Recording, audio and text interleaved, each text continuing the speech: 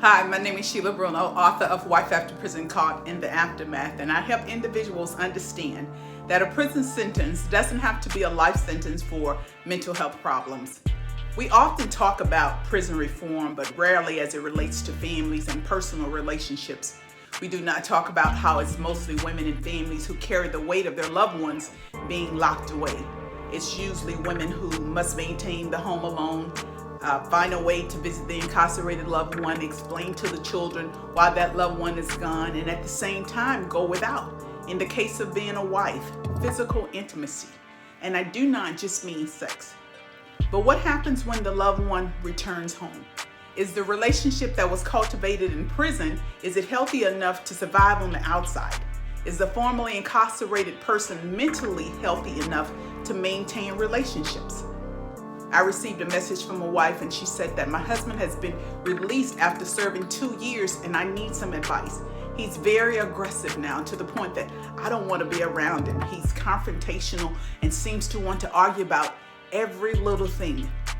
He was not this way before he went to prison. She asked, is this the new normal or will it eventually wear off? And she ended by saying, I'm not sure if I can deal with this. Many people are now working in the criminal justice space. However, there's not much conversation around prison reform as it relates to mental health. There's a lot of people coming home, and I love to see that. But there is not enough talk about their mental health conditions and the hardship that it imposes on the families, mostly women, not just women who are intimate partners, but even mothers supporting their sons. The mothers, the wives, the girlfriends, the sisters, whatever the relationship may be, are the ones who are paying the cost of life after prison. Their mental wellness matters. They're the ones who pay for the phone calls, pay the bondsmen. They're the ones who are putting their houses up, losing work, losing income to the family because now their husband, the boyfriend, the son is in prison. They're the ones that are experiencing numerous hardships, and they are not spoken about enough. Neither is the reality that the person that they have supported for years, even decades, mentally may not be the person they think they are.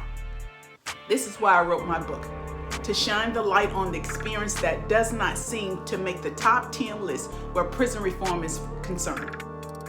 I made a conscious decision not to keep silence. My silence would be a violation of the well-being of many others. There needs to be a level of compassion for current and formerly incarcerated persons and their family members. Too often, their lives are dismissed as if they do not matter. We all matter. We have all suffered some type of imprisonment, whether physical or mental.